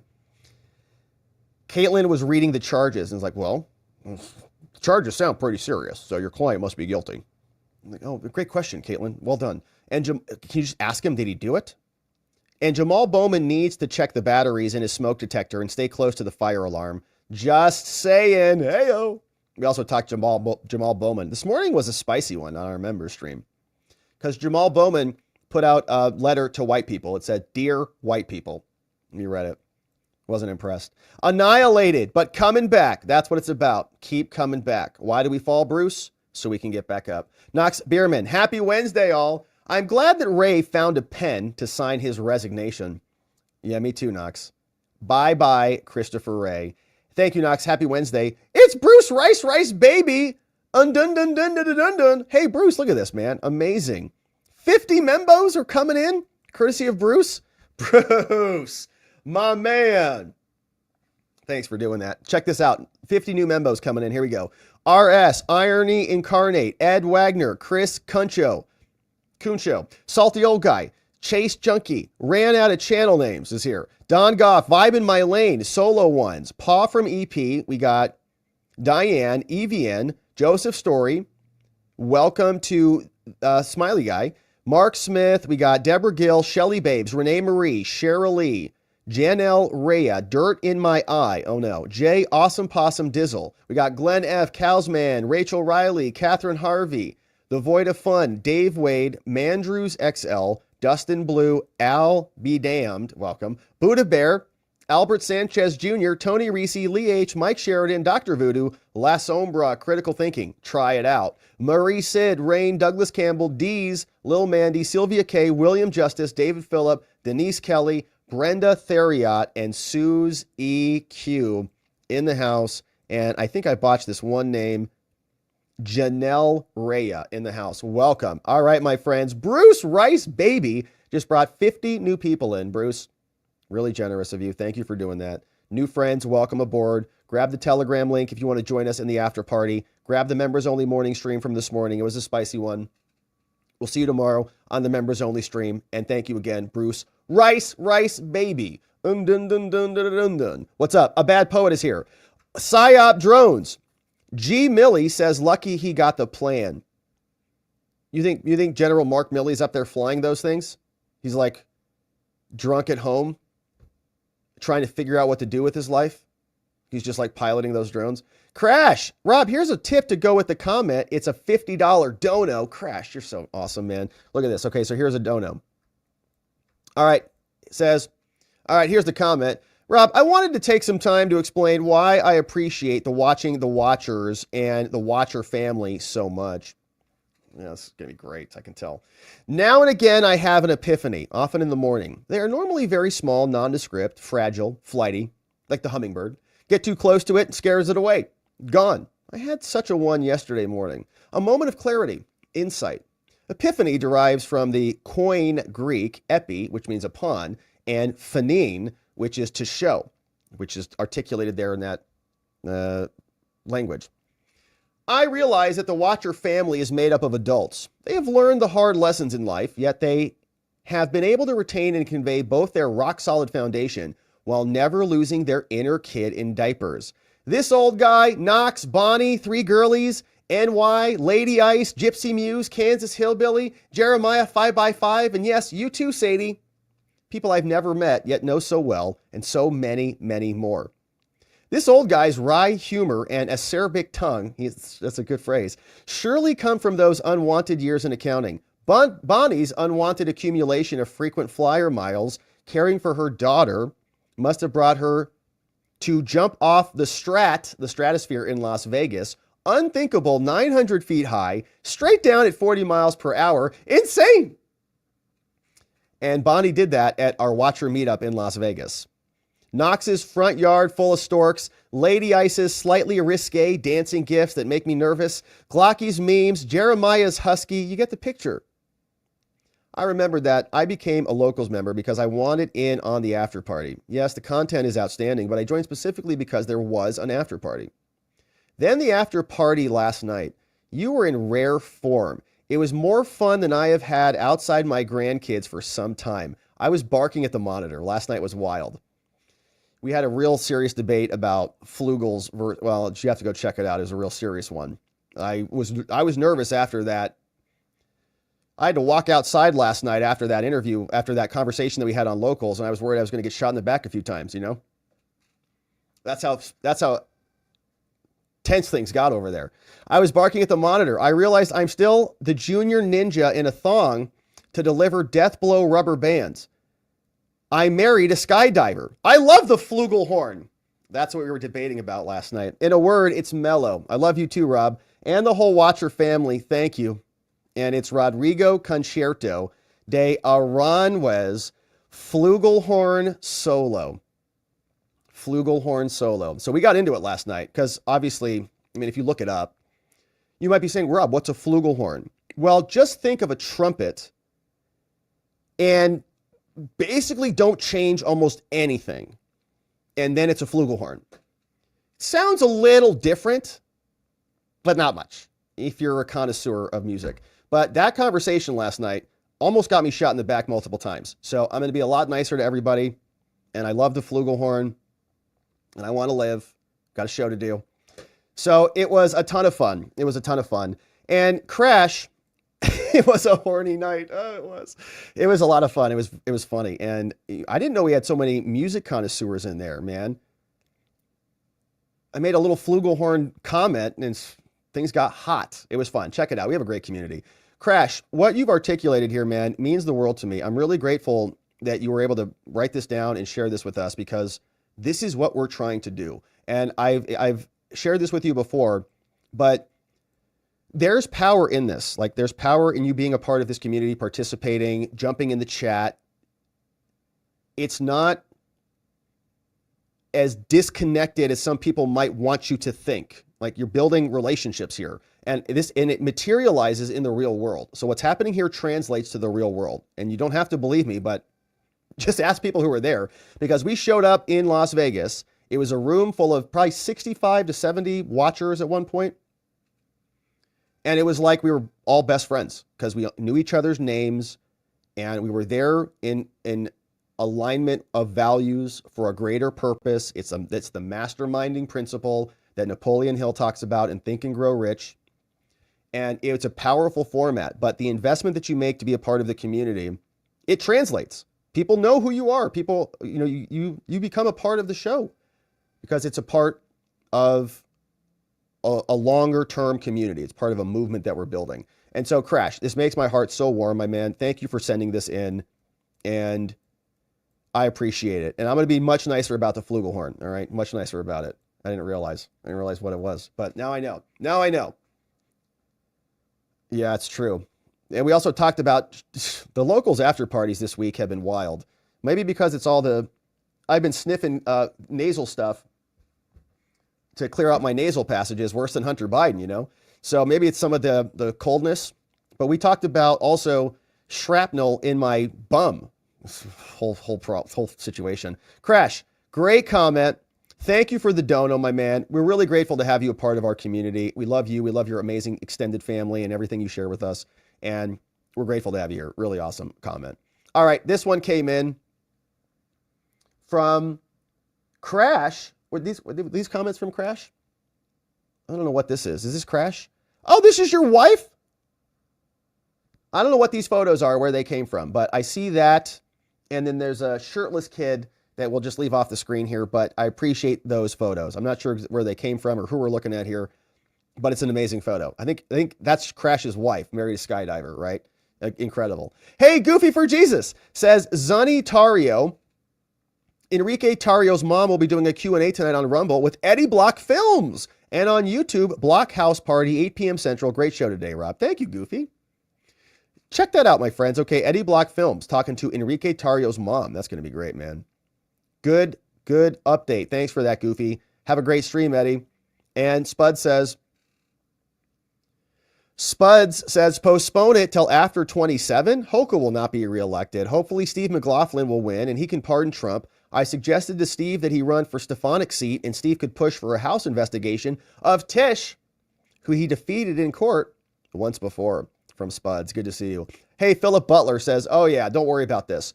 Judge Mercan, the daughter, and Bragg, they'll all be in jail in 2029. So the case will be dismissed on that account. Hopefully. Hey, thanks, Philip. Newfoundland Newfie Dogs.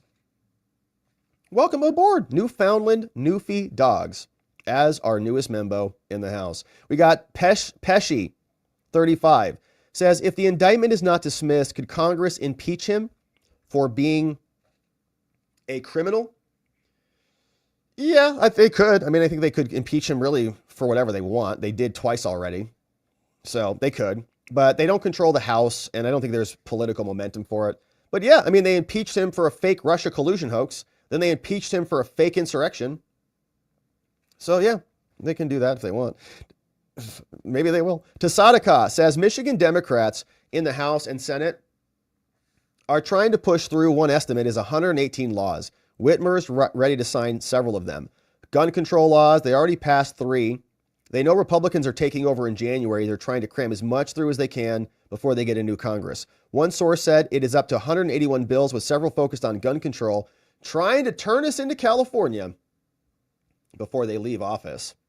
Object Class Keeter says, since they say they can charge the president, the most powerful single position, Then they can charge House representatives and senators for crimes outside of their duties. Exactly. No one's above the law. Liz Cheney should be indicted. Pope Rackets, touch me. Welcome aboard as a supporter. Glad to have you. Hey, Daniel Seenoth. I think you told me how to pronounce that. History will find it laughable that of the modern presidents, Bush's, Clinton's, Obama's, Biden's, and Trump was both the least criminal and the most prosecuted in court. Trump was so non-criminal that they had to make up charges. They had to create a whole operation to try to smear him on January 6th so that he wouldn't. We know that was an op because they needed something to prevent him from pardoning and declassifying a bunch of stuff. And that was their justification. If he was going to do a bunch of stuff, other senators would have voted to convict him and he wouldn't have been able to run again. So that's why they launched it. It's all fake. And the others were the real criminals. Thank you, Daniel, for seeing it. What's up, John McGarvey clipping for us. Eddie Block Films. Good to see you, Eddie. Here we go. Big show tonight on Rumble. Enrique Tarrio's mom. He was the Proud Boys' so-called leader who wasn't even there on January 6th. Will be live with us, 6 p.m. Pacific, answering your questions live. We will be talking about Enrique Tarrio, how he's doing, and anything else you want to ask your mom, his mom. And so let me share this link with you in the chat. So you can just grab that right there. It's on Rumble. So I just dropped that in the YouTube chat. And then check that out. That's going to be over on Rumble. And I don't think. Yeah, okay. We're dropping that link. Okay, amazing, Eddie Block. Have a great stream, brother. We've got this one from Michael Stetson. It says, at K Bean, I had a G.I. Joe with a Kung Fu grip, but the G.I. Trump with the clavicle grip was all sold out. Oh, man. Trump's clavicle grip. It's dangerous. It can take over a whole country. Spud says, in H.G. Wells' original book, The Martian, they initially landed in New Jersey. Philip Butler says, Trump also has a right to a speedy trial, not delay, and a right to a speedy sentencing and a resolution of the case. Uncle Bozy, here's a UFO you can pick up cheap on Craigslist. It's a fixer-upper. Lots of work done, but I can't find the receipts. Might be the New Jersey UFO drone that was never found. That looks pretty cool.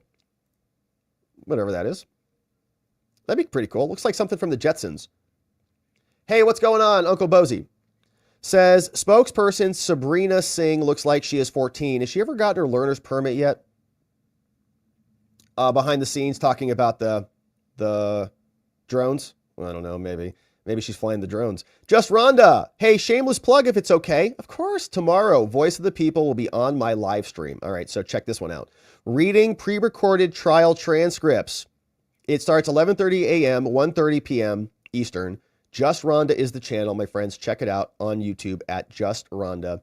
And we'll make sure we drop that link as well so that everybody can come in and join. There we go. Donut. Thank you. Donut is on it, man. Donut's super fast. Thank you, Donut, for doing that.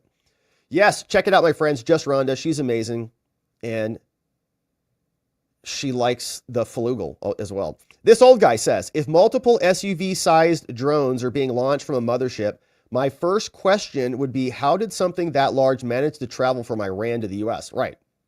Like a mothership of drones can fly across the Atlantic? What kind of battery technology they have? Something that burns massive amounts of fuel, it would be difficult, if not impossible, to disguise from interceptors. Everything in this sounds like an H.G. Wells creation. I'm not buying any of it. Yeah, they know what it is, obviously. Glocky, what's up?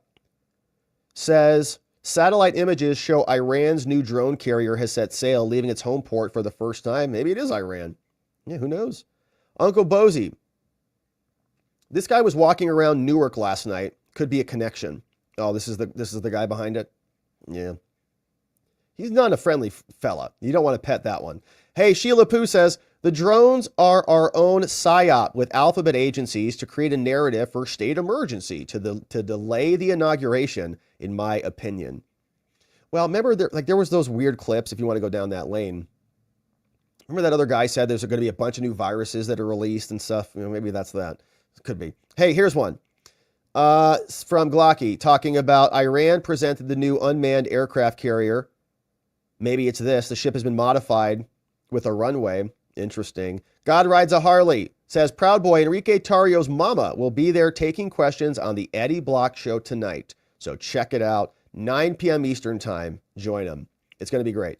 Esther Shugart says, how is it that Trump can be convicted of 34 felonies when he wasn't convicted by the entire jury of his peers for each? When you're found guilty by a juries of your peers, shouldn't it be the entire jury? Well, they did.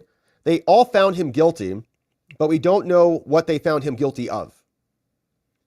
So it wasn't unanimous as to the underlying elements, in my opinion, when you really break it down, because some of them could have said that his ongoing crime was a tax crime, or they could have said it was I guess a local tax crime, a federal tax crime, a campaign finance violation that wasn't even charged by the feds.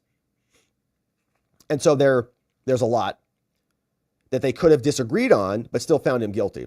And so is it actually unanimous as to the elements? My argument is no. So my argument is not legal. Daniel Seenoth, what's up, Daniel? Thanks for another one. Says, they are an invasive distraction from key conversations happening in Congress, like the DC mayor requesting from Representative Mark Pocan to take control of the National Guard from the president and more. Wow. I had not seen that one come across. Mayor Muriel Bowser is asking that Mark take control of the National Guard because Joe Biden's totally gone. That's interesting. I had not seen that. Yeah, there's a lot to distract from. The CEO killing, from the transition, from, the wars. There's a lot to distract from. Just shine some shiny lights on the objects. Those dumb Americans will buy it. I'm not saying it was aliens, but it was aliens. Bonnie says, this is atrocious. Wanted signs of other healthcare CEOs have been posted in New York. Because they're sick people who just like to shoot people in the back because they're cowards. And they don't want any... they don't want anybody to criticize their anti-human tendencies. Knox is here. Thank you, Bonnie. That's sick. Knox is here. Great news on Harmeet Dillon. Yeah, she is going to lead the Civil Rights Division at the DOJ. We're excited about that. And Knox, this morning we played a little bit of a clip from Mark Elias, who was freaked out about it. He's like, she's going to be in charge of voting rights. We're like, yes. Yeah. Get ready for it there, Mark. Thank you. From that, Uncle Bozy shared another video of somebody else who captured some drones. Thank you for that, Uncle Bozy. We got Sharpie Guy says, Rob, you make my days every day, man. Thank you, Sharpie Guy. Man, you do too, brother. Thank you for this. Keep them coming, brother. I'm going to gift a couple members to my son and daughter-in-law. Rock on, Mr. Rob. Thank you, Sharpie Guy, man. I appreciate that a lot. And it's funny. It's funny. Like, I love the time that we spend together. I don't know if you can tell if it comes across, but I absolutely do. And people will ask me, like, how are things going? I'm like, oh, it's great. We're working hard. We're doing 2 streams a day, doing all this stuff. They're like, are you having any fun? I'm like, have you ever watched the show? Are you kidding me? I have more fun here than should be allowed. It's crazy. And we learn stuff. And we get to meet amazing people and have conversations with Crash and you, Sharpie. It's awesome. So thanks for that, man. I really appreciate it. I'm honored that you're here. Shout out to your son and daughter-in-law. We hope to see them inside. And we wish you all a Merry Christmas and a beautiful holiday season. Former says, a black 4-star Army general was just fired for trying to get his incompetent girlfriend promoted to colonel. Nice. I hadn't seen that story, Farmer. That's interesting. Very curious. Hey, Glocky's here. We have solid intel on the drones. Is this an Osama bin Laden drone? No. It's ISIS. It's an ISIS drone. Glocky says, hey, shout out to Crash, man. Yeah, that was a great comment, Crash. A really beautiful comment. We love that one. Glocky, thanks for that. Hey, here's Sharpening Man in Texas. Sharpening Man in Texas is here. Saying, bringing in 5 membos. Amunet Moon is here. Kathy Weirley, Steve Drake, God Rides a Harley, welcome, and Anna, gifted membos from Sharpening Man in Texas. Thank you, Sharpening Man. And welcome, new friends. Uncle Bozy says, can Trump appeal that ridiculous case before sentencing? Probably, but he's already done that. I think he's filed multiple petitions to take it up, and they just reject it.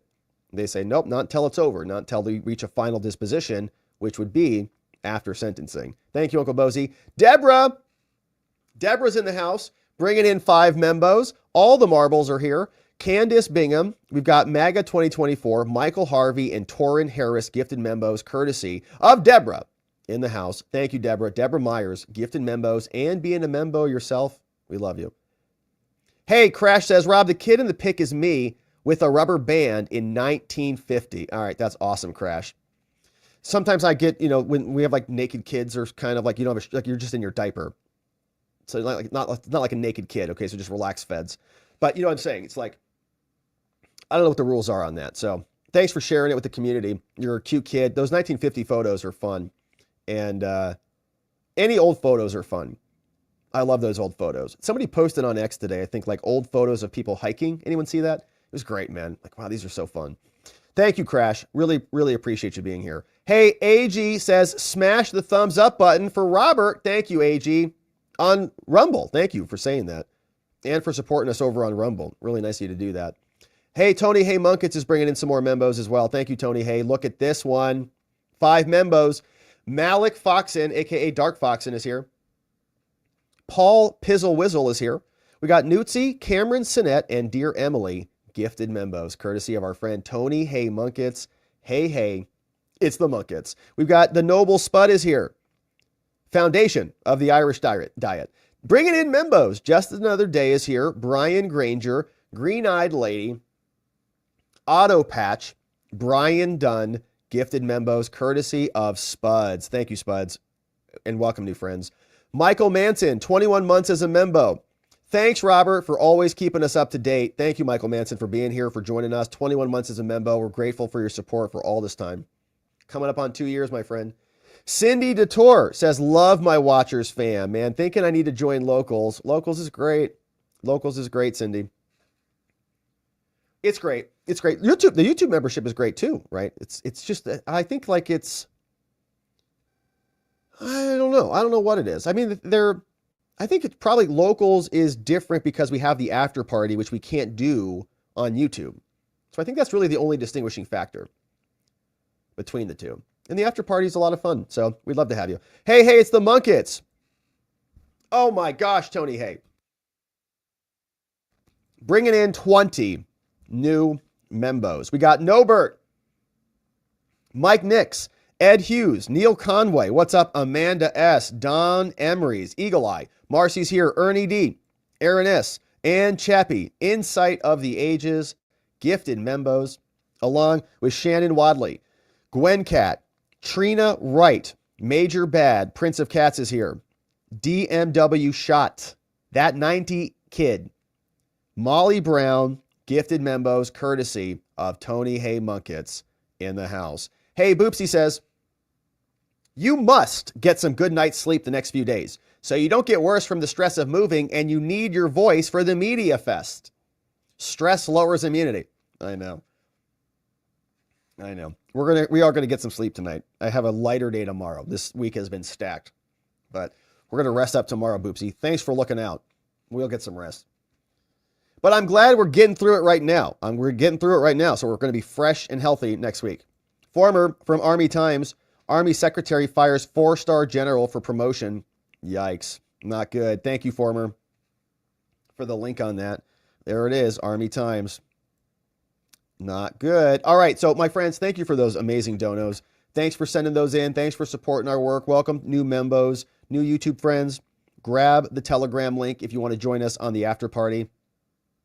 It's in the community tab section down below. Here's one from Fred. Has anyone noticed that Schiff is always smiling while talking? There's a constant smirk.